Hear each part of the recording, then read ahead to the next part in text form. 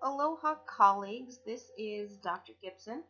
Welcome to OC 6444, Creativity and Innovations. This is the syllabus overview. So I'm going to be going through the syllabus and discussing the major points. So now is a good time to pause this presentation and either print out the syllabus or be looking at the syllabus as I go through it. So page 1 of the syllabus gives students the who, what, when, where, and how of the course. It talks about the beginning and end dates of this 8-week term, my contact information, my office location, office telephone number. I've provided you with my HPU email address, although if you click the link, the email link in Blackboard, it will directly go to this account. So either way is a fabulous way to get a hold of me. The prerequisites, as long as you are a graduate student in good standing, then you've met the prereqs for this course. This is an 8-week part of term course, and if you've never taken one of our condensed online courses, it can be a bit of a surprise to students, so I want to make sure that we're all on the same page before the course begins. So please know that we have essentially taken 15 weeks of material and condensed it down into an 8-week course. So none of the readings, assignments, cases have been removed for this online course. So you can expect to spend around 15 hours per week studying, reading, and writing for this course. If you refer to pages 21 through 22, you can see the different expectations that the HPU College of Business has for seated courses versus face-to-face courses, just so, again, everyone's on the same page. I'm also assuming that each student has taken the Blackboard orientation, meaning students know how to navigate the Blackboard learning system. In an 8-week course, we don't have the time for me to teach you how to use Blackboard. You're a graduate student, you should be able to do this on your own, and that way you can hit the ground running for this particular course. Page 2 of the syllabus is rather informational. So first off, the course description. So innovation and creativity, they're critical aspects of organizational change and development in contemporary societies. This course explores the significance of innovation and creativity to the human experience. Relationships among creativity, change, and innovation are discussed within a multidisciplinary perspective. Practical methods for creating innovation in organization and group processes are illustrated via cases and simulations. So that's a really good synopsis of what we're going to be doing this semester. We will be looking at many cases in many different industries. So students have found that to be quite enlightening. So we're not focusing purely on corporate America, but we will see how creativity and innovation impacts many different areas of the economy today. Next on page 2, and they go into page 3 as well, we have the program level learning outcomes. Those are what we expect our organizational change graduates to be able to do at the end of their program. And more specifically, we have the course level learning outcomes. So what we expect students to be able to do at the end of the course. I'm not going to go through each of those. You can go ahead and read those on your own, but you can begin to see how we've mapped certain skills and certain expectations to what our students should be able to do as a result of taking this course and graduating with an OC degree from HPU. We have 2 required textbooks for this course, Managing Change, Creativity, and Innovation, the second edition, It was published in 2014, which means there should be several used copies available. I believe it's around $30-ish if you're able to find a used copy.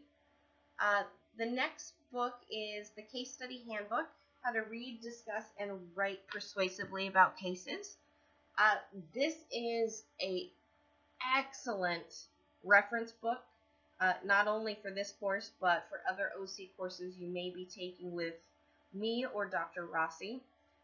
We do refer back to this text a lot in terms of helping students to pick out the most important information in cases and how to outline and formulate your arguments in case writing. So we will be using it throughout the semester. The cases that are listed in the syllabus, each one of them is required for the course. So the syllabus does have the full list of courses. Unfortunately, the bookstore at HPU only supplies hard copies of the cases. So if you're on island, I asked the bookstore to assemble the cases in a course pack, which would save students 50% of the full purchase price. If you are off island, unfortunately, your only option would be to purchase the case through Harvard Business Review. Then you will be able to download a digital copy of the case. You must have access to the required books and cases on the first day of class. In order to be successful, you need to have all of these materials at your disposal from day one. If you are having difficulties getting the materials, please let me know as soon as possible. So next, I'm going to talk about how this course is structured. Each week is one unit, so we have 8 units for this course. And we're going to be doing 6 major activities throughout the course. So each unit we will have an online discussion. The discussion groups are already assigned. If you're on our homepage for Blackboard and you look on the left-hand side toolbar, you're going to scroll down a little bit and you'll see that I've created a discussion group. You're either assigned to discussion group 1, 2, or 3, but you will only be able to see which group you are assigned to. Essentially what I did to assign the groups was I wrote everyone's name down on a piece of paper and I drew out names from a hat, so it was completely random assignments. Next, we will be reading textbooks, so our Managing Change, Creativity, and Innovation, the Case Study Handbook, and then I've chosen specific scholarly articles for each unit that help complement the topics that we're discussing from the reading, as well as the case study that we will be going over for each unit. You will be analyzing cases, whether it's in your discussion groups or in some of the writing assignments. There are 2 individual case analyses. So the first one is actually a practice case analysis. It's worth 25 points. Then you will have the full-on individual case analysis that is worth 100 points. You will be assigned to a team later on in the semester, and as a team you will develop a written case analysis and a PowerPoint presentation. And then finally you will take a midterm and final exam for this course. The next part of the syllabus, and it's really the next several pages of the syllabus, talk about grading rubrics. So first off, I want to talk about the general expectations that I have for anything that you turn in for this course. First off, all your assignments need to be at the graduate level in terms of standards, written English, grammar. Your writing should be free of typos, spelling mistakes, and other problems. I do require that you follow the APA formatting style. I've included a hyperlink in the syllabus to the website that I use whenever I have an APA formatting question. And that takes us to the specific discussion on case analyses. So you're going to be reading several cases during the course. The purpose of these assignments are really to help you hone your decision-making skills and critical thinking skills, and they're going to help ask some of the really tough questions. And when we do this in graduate school, it really creates an environment where students can explore ideas and solutions in a safe environment. The instructions for each specific case analysis is on each unit page wherever the assignment is, but you will have a practice case analysis. Again, it's worth 25 points. The individual and team case analysis papers are worth 100 points each. And on the following pages on the syllabus, so starting on page 6, I've provided you with the case analysis grading rubrics.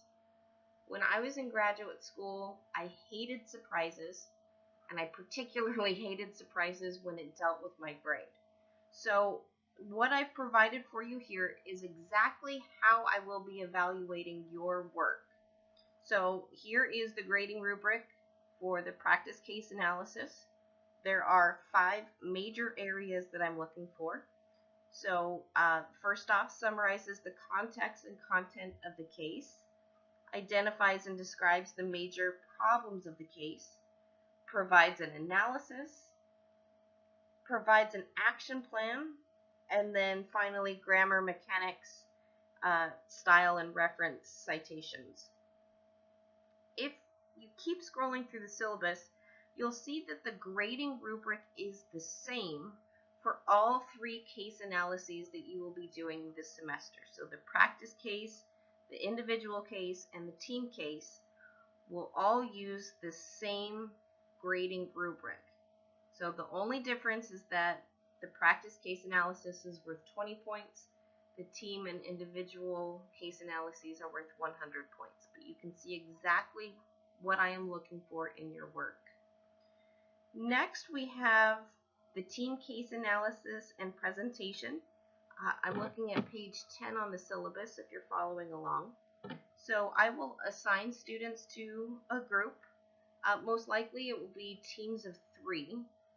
And you will be writing a case analysis paper as a team. And you will also be doing a PowerPoint presentation. So the team case analysis, again, it's worth 100 points. The presentation is 40 points. And you will also be evaluating the quality of your teammates' work. It's a significant portion of your grade, so the team peer evaluation is worth 35 points. Next, on page 11, I've included the team presentation grading rubric. So again, you will know exactly what it is that I'm evaluating your presentation on. Online discussions, you will see that on page 12. It is a significant portion of your grade, so overall it does comprise 80 points of your total course grade. One of my biggest pet peeves as an instructor are students that don't participate in the discussion throughout the entire assignment and they choose to post all their responses on the last day.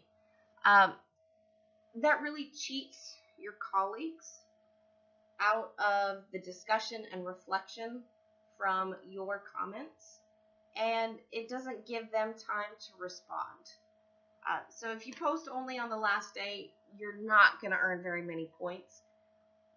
Also, your colleagues will have most likely discussed the major points that you would like to touch on, so then it becomes harder for you to find issues that you'd like to discuss in those assignments. So it's really in your best interest to log in every day of the discussion and contribute on a daily basis. I've outlined here how the discussions will be organized. So essentially, each discussion group has a certain number of questions, and I've addressed specific questions to specific students. So whatever question you are assigned to, you have 24 hours to respond. So I expect you to be the point person or the lead for this question. And then after you've posted your response, I do expect you to participate in your colleagues' question responses. So you will be looking at the other questions, you will be reading their responses and commenting back. If you go through page 13, I've gone through more specifics on the online discussions. So if you have questions, please make sure that you read that section thoroughly. The midterm and final exams, oops, looks like I skipped over those, but that's on page 11 and 12. For the midterm and final exam, I will be providing you with a short case study. So depending on the case, it's between 3 and 5 pages. And then I ask 5 questions on this particular case. And the way it's structured, I actually have it set up as an assignment. So you can go in, you download the PDF, you can read the case, and you have the entire week to work on 5 essay questions. So there's no time limit. Again, you have the entire week to work on it. So hopefully that will alleviate some anxiety there. On page 15, you will see that I have one deadline time, so it's easy to remember. All deliverables are due at 11:55 p.m. Hawaii Standard Time on the last day of the unit. So for this course, the last day of the unit is Sunday. So everything that you need to turn in is due by Sunday at 11:55 p.m. So if you turn in an assignment after 11:55 p.m., and yes, that does include 11:56 p.m., what I do for late assignments is for every 24 hours that an assignment is late, it's -1 letter grade. So if you turn something in a day late, the highest you can earn is a B on that particular assignment. If it's 2 days late, the highest that you can earn is a C. Because this is an 8-week course, assignments more than 2 days late are not going to be accepted for credit. Contributions to the online discussions that are past the 11:55 p.m. Deadline will not be accepted for credit. So make sure that you plan accordingly for that. The grade distribution on the bottom of page 15, it shows you every graded activity that we will have in this course, the percentage of the final grade that assignment comprises, and the points possible that students can earn for each of those assignments. So you see that it is a 600-point class, but you can also notice that there are several assignments that carry a lot more weight than others. So make sure that you focus your attention on the assignments that are worth a significant portion of your grade. On the top of page 16, you'll see the grading scale. This is the official grading scale that we use in the Organizational Change program as well as the MBA program. So please note that in order to earn an A in the course, students must earn a 93% or higher. So that's usually a surprise to students, so I want to make sure that you are aware of that. Also, I do not round final grades, so if you earn a 92.999% in the course, that will still be considered an A-. The bottom of page 16 talks about incomplete grades and the withdrawal procedure. Hopefully, students won't need to utilize either of these pathways in this course, but sometimes there are circumstances outside of our control. So those are the HPU policies. Make sure that you are familiar with those. Page 17 outlines the schedule for this course. So it's broken down into units. I've provided you with the dates for each unit, the deliverables that you will be turning in, the specific reading assignments, and then the theme for each unit. So hopefully this will help in your planning purposes throughout each unit.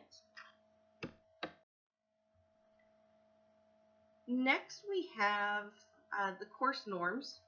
So these are the things that you need to have or do to be successful in this course. So first off, you need to have the textbooks and the cases, or at least access to them in order to be successful in the course. You will have to do the reading for this course. And when I say reading, I mean actually reading, taking notes, and trying to learn the material.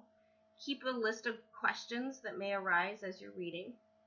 If you don't understand something, please make sure that you ask.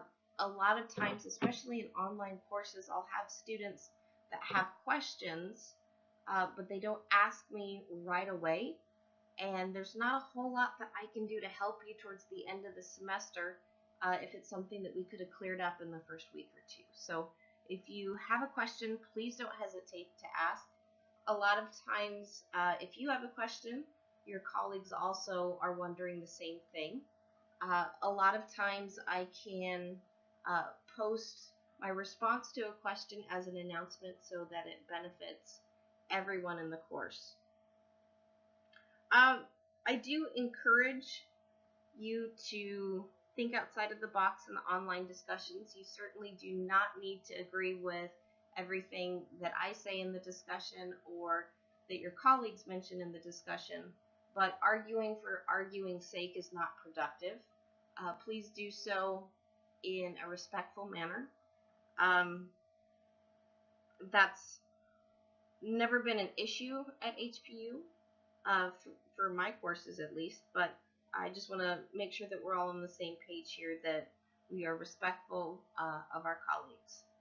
This is a participative class. I expect that each and every student in the course will participate and will participate often. So the next sections of the syllabus are outlining the resources that are available to you as a student. First off, we have the ADA statement. If you do have a disability, make sure that you follow this procedure, and then I will be contacted by that office from HPU, and I will do everything in my power to accommodate your needs.